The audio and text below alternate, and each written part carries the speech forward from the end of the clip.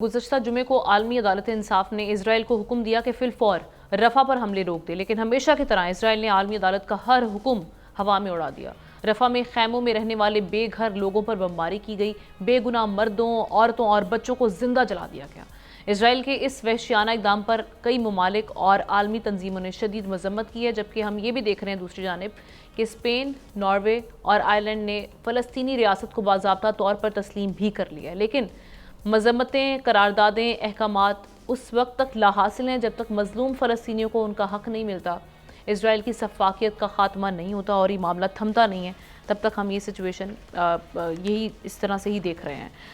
लगारी साहब, बड़ी अफसोसनाक जिस पे इंसान शर्मा जाए, अब तो वर्ड्स कम पड़ जाते हैं जब हम देखते हैं जले हुए खैमों, और उसमें जो मैंने बिहेडेड बच्चे भी देखे जिनके सर नहीं थे, धड़ से अलग थे और वो जले हुए जिस्म थे।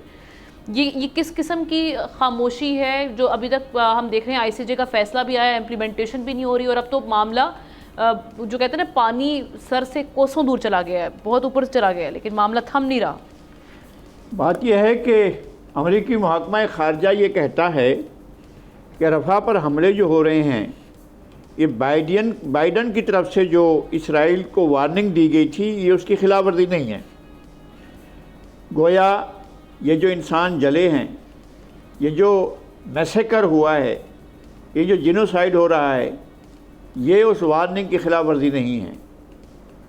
इस पर अमरीकी महकमा ख़ारजा की एक अफसर ने आज ही रिज़ाइन किया है, उससे पहले 4 और रिज़ाइन कर चुके हैं।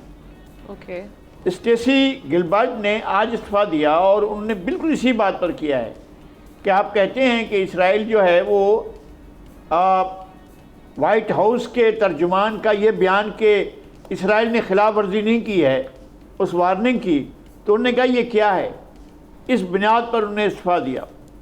इससे पहले जो हैं वो महकमा ख़ारजा के एक और अफसर जोश पाल इस्तीफ़ा दे चुके हैं। इससे पहले एक हाल हरीज जो हैं उनने इस्तीफ़ा दिया है, जो अमरीकी महकमा ख़ारजा में सियासी और इंसानी हकूक़ के मामलात के अफसर। इससे पहले अनिल शेलिन ने इस्तीफ़ा दिया, वो भी इंसानी हकूक़ के मामलात पर वज़ारत ख़ारजा में ही एक डेस्क पर मौजूद थे। तारिक अब्बास ने इस्तीफ़ा दिया, ये महकमा तालीम में अफसर थे। मैं ये कहता हूँ कि अमेरिका में मौजूद वज़ारत ख़ारजा में मौजूद लोगों को नज़र आ रहा है, ये वाइट हाउस को नज़र नहीं आ रहा, ये सदर बाइडन को नज़र नहीं आ रहा, ये उस आलमी ज़मीर को नज़र नहीं आ रहा है जो अपने आप को आलमी आज़ाद दुनिया का ज़मीर कहता है। अगर आज़ाद दुनिया यही है, जिस तरह का अंदाज़ अख्तियार किया गया है अमेरिका और बिलखसूस बरतानिया की तरफ से, तो फिर हमें नहीं मालूम है कि इंसान क्या होता है और इंसान का ज़मीर क्या होता है। बड़ी बेरहमी से फ़लस्तीन के अवाम के ख़िलाफ़ बेरहमाना इक़दाम किए जा रहे हैं, और ये जो मैसेकर हो रहा है किसी सूरत में काबिल कबूल नहीं है। और मैं एक बात आखिर में ये कहता हूँ कि अमेरिका एक इर्रिस्पॉन्सिबल सुपर पावर साबित हुआ है। पिछले 75 साल में इसने जो चौधराहट कायम की है, वो मेरे ख्याल में दुनिया की सबसे ज़्यादा गैर जिम्मेदार सुपर पावर के तौर पर। शाह साहब, ये जिस तरह से अभी लगारी साहब ने एंड किया कि जी अमेरिका की जानिब से जो गैर जिम्मेदाराना रवैया सामने आ रहा है, इसके रेपरकशंस क्या होंगे? हमने तो दुनिया में जहन्नुम देख ली है, ये जो इमेजेस हमारे सामने आ रहे हैं बिल्कुल ये देखे नहीं जा रहे। देखिए आमना, मैं तो ये समझता हूँ कि शायद मेरे ख्याल में अब वो वक्त आ गया है कि अब दुनिया चेंज होगी।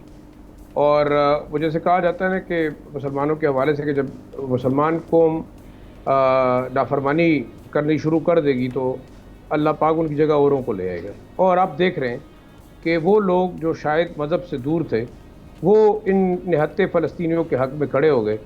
और आप देख रहे हैं कि गैर मुस्लिम दुनिया जिस तरीके से इंसानियत के नाम पे जो है वो खड़ी हुई है। और आप कन्वर्जन रेट देखें, हम तो ये समझते रहे हैं कि पता नहीं अमेरिका के अंदर कैसे मुसलमान काबिज। और आप देखेंगे कि देखिए जब कोई बीमारी पैदा होती है या कोई जरासीम जिस्म के अंदर आता है, तो उसको मारने के लिए आप क्या करते हैं?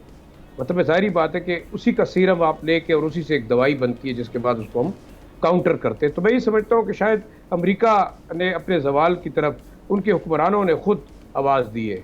اگر باقی دنیا اس کے خلاف لڑتی ہے یا نہیں لڑتی، لیکن جو کچھ ہوا برطانیہ میں اور جو کچھ برطانوی حکومت کر رہی ہے، جو کچھ امریکی حکومت کر رہی ہے، جس طریقے سے سپر پاورز کر رہی ہیں، اور انسانیت کی جینوسائڈ کے لیے جس طریقے سے یونائٹڈ نیشنز انڈورسمنٹ کر رہی ہے، میں وہ وقت بڑا جلدی دیکھ رہا ہوں کہ شاید ان ملکوں کے اندر خود ایک جو ہے انقلاب آئے گا، خود ٹوٹ پوٹ ہوگی، اور اس کی بڑی وجہ مذہب یا طاقت نہیں ہوگی، اس کی بڑی وجہ جو ہے انسانیت ہوگی۔ اور آپ دیکھ رہے ہیں میرے خیال میں انسانیت کے نام پہ جس طریقے سے لوگ واشنگٹن میں نکلے ہیں، جس طریقے سے آئرلینڈ میں نکلے ہیں، جس طرح برازیل میں نکلے ہیں، جس طرح پرتگال میں نکلے، میرے خیال میں یہ ایک بہت بڑا شاید دنیا کے اندر انسانیت کے نام پہ ایک بہت بڑی تبدیلی ہے۔ اور میں یہ سمجھتا ہوں کہ غزہ کے جو نہتے بچے، خواتین اور بوڑھے ہیں، ان کی قربانیاں شاید اس دنیا کے اندر کوئی بہتری کی طرف ایک راستہ جو ہے وہ لے کے آئے گی۔ وہ تو ظاہری بات ہے کہ جو ان کی قسمت پہ تھا یہ شہادت تھی میرے خیال سے، لیکن یہ شہادت شاید ایک بہت بڑا انقلاب میں دیکھ رہا ہوں کہ جلد آئے گا، شاید ہم ہوں نہ ہوں لیکن جلدی یہ سب کچھ ہوگا۔ حماد، یہ جنگوں کے بھی کچھ اصول ہوتے ہیں، لیکن یہاں تو ایسا لگ رہا ہے ہیومن ورسز مانسٹرز یہ آ چکے ہوئے ہیں، جنہوں نے کوئی اصول بھی طے نہیں کیے ہوئے، جو ساری سچویشن بنی ہوئی ہے۔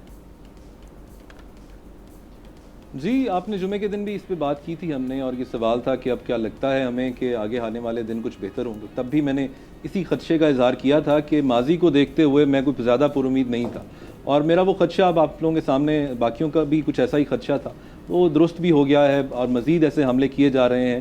اب سوچئے اس شخص کے بارے میں جو اپنے بیوی بچوں کو، اپنے ماں باپ کو، اپنے بزرگوں کو ہر خطرہ مول لیتے ہوئے ایک سیف ہاؤس میں پہنچائے رافع میں، جس کو کہا جائے، ڈکلیئر کیا جائے کہ یہاں پر آنے والے کو کی حفاظت کی جائے گی اور حملے نہیں کیے جائیں گے، اور بعد میں اس کو پتہ چلے کہ جہاں پر وہ چھوڑ کر آیا ہے وہاں پر ہی ایگزیکٹ اسی جگہ پہ بمباری کی جا چکی ہے، یعنی وہ اپنے پیاروں کو اپنے ہاتھوں سے موت کے منہ میں اتار کے آیا ہے۔ اب سوچئے اس کے اوپر کیا گزرتی ہوگی۔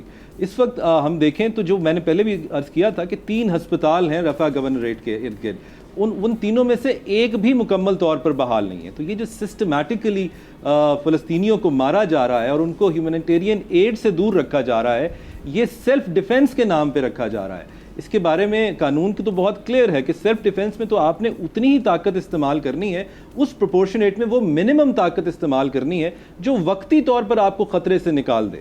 یہاں پر تو حالات بہت آگے جا چکے ہیں، سیلف ڈیفنس کی بات ہی نہیں بنتی۔ سیلف ڈیفنس کا مطلب کوئی لائسنس نہیں ہوتا ان لمیٹڈ وائلنس کا کہ آپ جب تک دل چاہتا ہے مارتے رہیے۔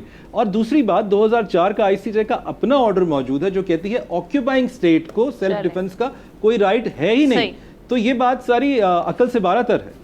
اب احتشام صاحب، ان کو سٹاپ کون کرے گا اسرائیل کو؟ یہ ساری جو سچویشن بنی ہوئی ہے کچھ سمجھ میں نہیں آ رہی۔ یہ تو دیکھیں، امریکہ ہی رکوا سکتا ہے، جو کہتے ہیں کہ جی پہلے بھی بات ہوئی تھی، یوکرین کی جنگ بھی کہتے ہیں واشنگٹن جب چاہے گا بند ہوگی، تو یہاں پہ بھی معاملہ دیکھیں کتنی بدقسمتی عاملہ، جس کا بھی لغاری صاحب ذکر کر رہے تھے اسٹیٹ ڈپارٹمنٹ کے اسپوکسمین کا، اس نے ایک لفظ یوز کیا ہے کہ رفح کے معاملے میں اسرائیل نے کوئی ریڈ لائن کراس نہیں کی، مطلب باقاعدہ آپ ہلا شیری دے رہے ہیں کہ جو آپ کر رہے ہیں ٹکا کے کرتے چلے جائیں۔